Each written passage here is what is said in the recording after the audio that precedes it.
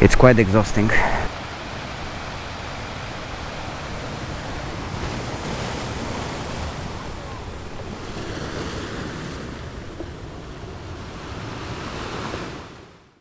Let's move to the next section. This is a little bit more difficult. I'm gonna have a cautious approach. Standing on the seat will make the things worse. We can try staying on our seat and try to advance, but with our feet down we're gonna create only problems. Okay, here it is. Let's move up. Okay, this is different surface. I need to lean more to the back. I will follow the tracks because otherwise the sand is pretty deep, and even though now it's deeper, it's much deeper than it was on the previous track. And okay,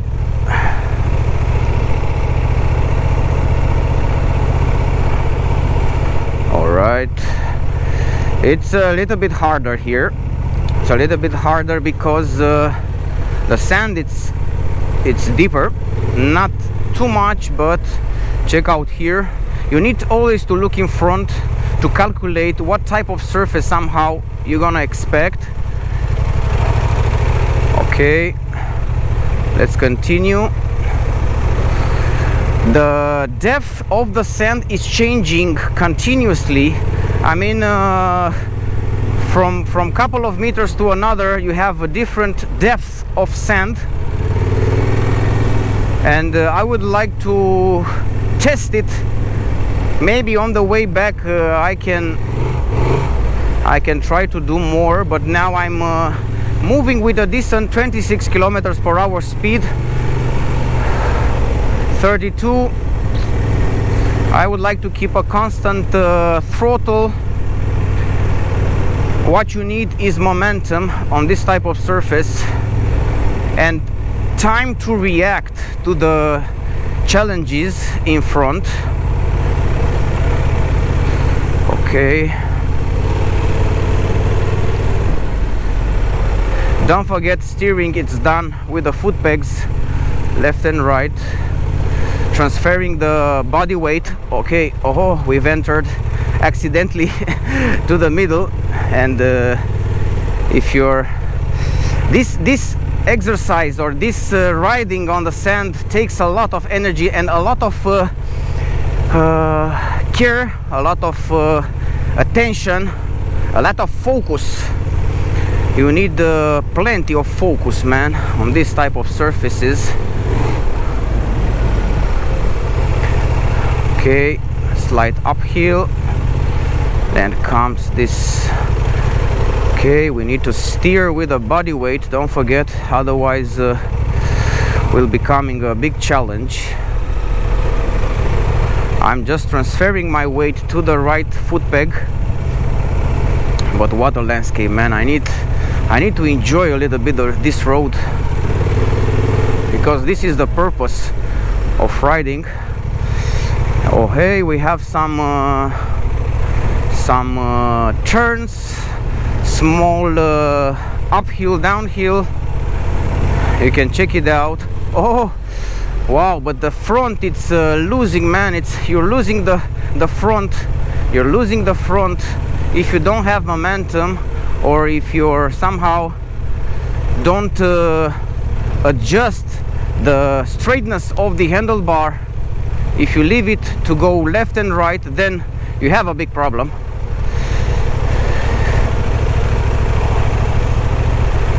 You need also to overpass the fear of riding off-road on this type of surface. The fear needs to be passed. Or okay, this is difficult here. Let's check it out. Okay, we have enough momentum over there. Oh. Okay, it's not easy. It's not easy. The body feels it. Doesn't matter how slow you go, you're still using pretty much the same energy, which is quite a lot. you need to relax, and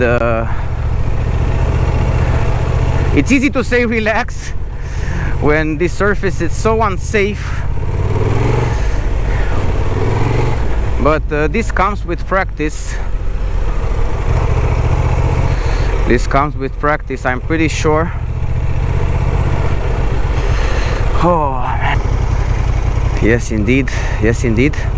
And the thing is that you don't know what to expect in the front. You don't know what kind of surface you have. This is the fear. This is from where the fear comes from. You don't know what to expect. Maybe it's a big pothole, maybe it's a deep sand. You don't know. You don't, because the fear comes also from the lack of skill. No. Let's say if I'm riding on this type of surface, let's say here, you can ride it a little bit with the foot down, but you can get easily unbalanced, and you can see here how easy it is to lose control. I'm more unsafe when I'm in the sitting position than in the standing position now. All right, what to see here? Mai ești cu mine? And here comes deep sand, a little bit deep. Okay. The road continues. The road continues in a nice manner.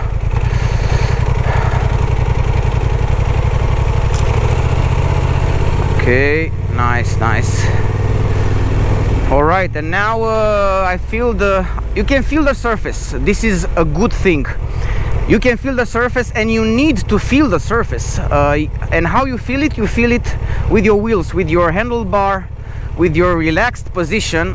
When you are not relaxed with your hands, with your elbows, you are not able to feel the surface, because you feel the surface. So the surface when the wheel it's wobbling on, it's moving left and right. You feel it. You feel how unstable it is, and you feel what type of surface you're riding with. The same with the rear. You feel the rear when it's sliding, because you have your weight to the rear.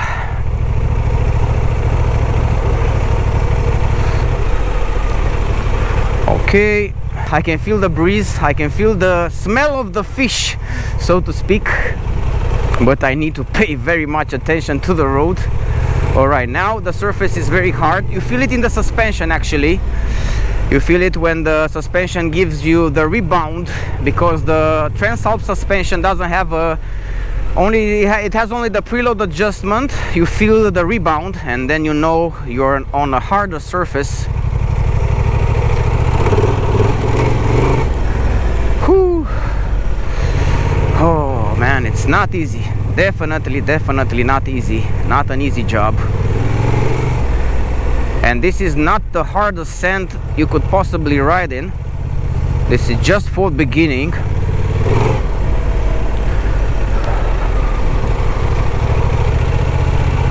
Oh man, I need to sit a bit. We don't have enough speed for this type of surface now. We need to accelerate and put up the rear. Okay. Oh, you can feel that the front it's digging. The front it's digging if you don't have enough momentum, if you don't have enough power, and you don't lift it. The front it's digging. You can see my tracks from the way here. You can check it out how deep they are actually. You can check it out here, and you can make an idea about the depth of the sand. You can ride slowly on this type of surface, no doubt about it, depending on the depth of the sand. You can make way slowly. Why not? Why not? And I highly recommend that you try it. You try as slow as you can go, but we all know that we need to adapt the riding to the depth of the sand.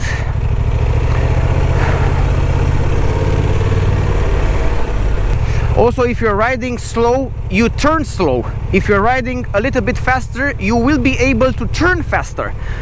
And turning faster could save you. Turning slower could crash you. This is the point. I'm not a professional. Again, I'm just a casual rider, simple beginner rider trying to ride on the sand for the first time. If you like this type of videos, please consider subscribing. Now you can see the front wobbling a lot on this sand depth. Oh man, I need to put my weight back for a bit, but not too back.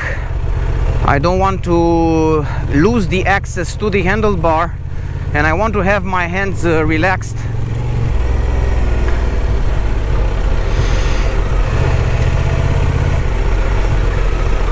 And now it's sand, it's a little bit more deeper. Now the front wheel, it's wobbling. I need to control it. The rear, it's wobbling. I need to straight up the bike and continue. Now again, the same surface, very unstable, and I need to move the weight to the rear. But you know, you need to coordinate these moves. You need to synchronize them. You need to practice to synchronize these moves. It's so unstable. It's also the fear of dropping the bike. If you are using a lighter bike, maybe a bike you don't care about so much, and you don't mind putting it down for a couple of times, then it's okay. I recommend you trying with this type of bike. But when you're using a bike that you're actually worked for to buy it, you make an effort to buy it, and you don't want to destroy it just by making these trainings, then we have also this type of fear installed. Okay, all the time you need to control the front. The front is wobbling constantly. My feet are getting tired. Now another surface with issues here. Okay, need to keep going. I cannot afford to stop for a bit. You cannot afford to stop until you get to a surface with more grip.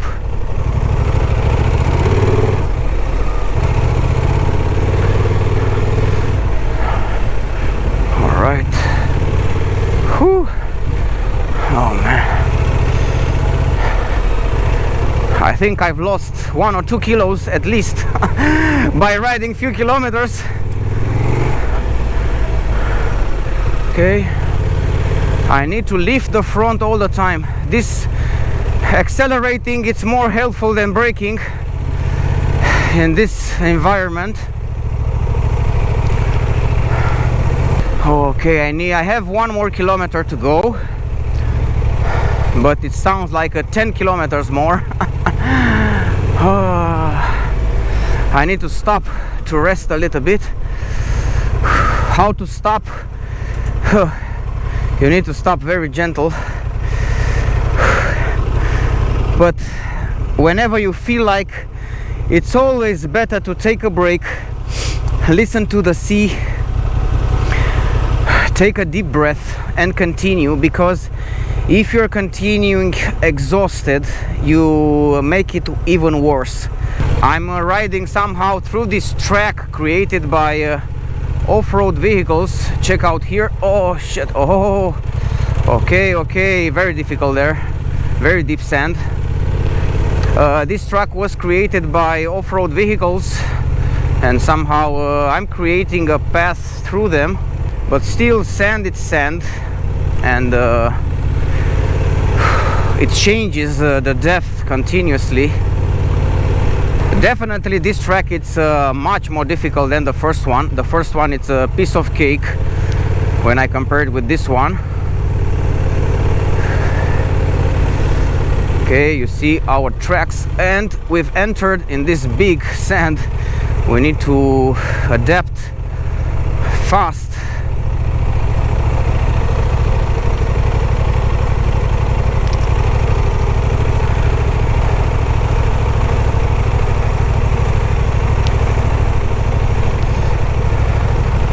You need plenty of stamina, you need plenty of of power. You need all the muscles of your body and your mind and your mentality and your focus.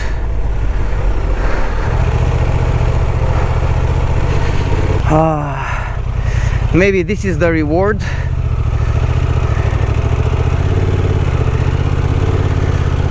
Maybe this is the reward. Whew. Oh. Oh. Maybe this is the reward. End up here, totally exhausted, but very rewarding.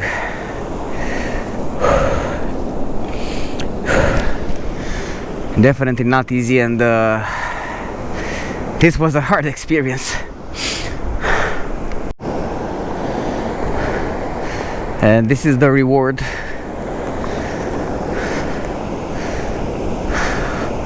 A wild beach. The middle of spring.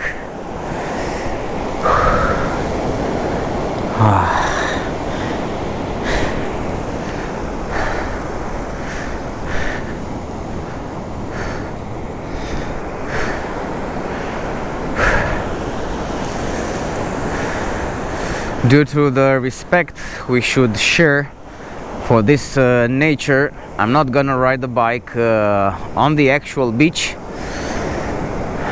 I don't want to spoil this wild environment. It will be a pity, but it's better to leave the nature as it is. I can walk continuously on this beach until it ends. This is the feeling I get now. If you like this video, if you like this type of content, you might want to consider subscribing. It helps quite a lot.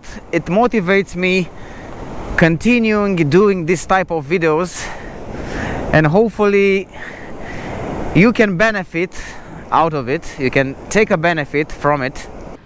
On the other hand, I had the second track, which was with deeper sand, a sand which was also wet but deeper, and this was a little bit difficult. I was riding on much lower speed than on the other surface, and I tried to control the bike.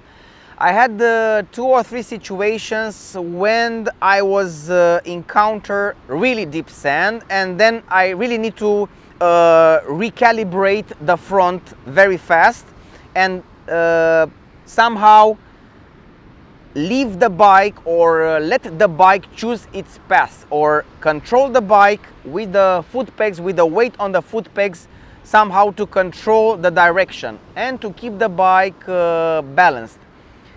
In this type of surface, somehow I was able to keep the bike on the road, although I had 2 or 3 situations when I feeling everything slides. The rear, the front. The rear make like this, you need to control it. The front, you need to control it from the handlebars. You are on an alert and you need to focus really strong on this type of riding. On the other hand, I had the third surface, which was sand with grass. First comes the grass and then the sand with grass. In this surface, I was a little bit more confident because the grip was slightly better than on the sand. Having even this small grass up and there, it helped a little bit more, and I had more confidence and I felt the bike. In the same time, on this type of surface with grass, I need to turn at least 90 degrees to be able to go back. But these techniques of riding in the sand, you need to combine them, because you will not be able to complete, let's say, a section or a track without combining multiple techniques. Riding in the sand, deep sand, wet sand, sand with grass, turning the bike on a sand, lifting the bike, maneuvering the bike. So all these techniques of riding in the sand, I think in any surface, These techniques, you need to learn them, you need to know them all, because you're gonna combine them. This is the most important lesson I've learned today. And the most another big and another important lesson which I've learned is overpassing the fear. The fear of riding fast, the fear of controlling the bike, the fear that you have underneath you an uncertain surface, and also you have a bike of 220, 210 kilos underneath you that is sliding left and right. So it was a very useful lesson. I highly recommend that you try it in a somehow a safe environment like this one, and maybe go with a friend to have a backup help in case you need it, because you can sink the rear on a deep sand if you are accelerating too much, or a lot of situations can occur, and you need to be somehow prepared. If you are prepared mentally, I think you can overpass quite a lot of these challenges.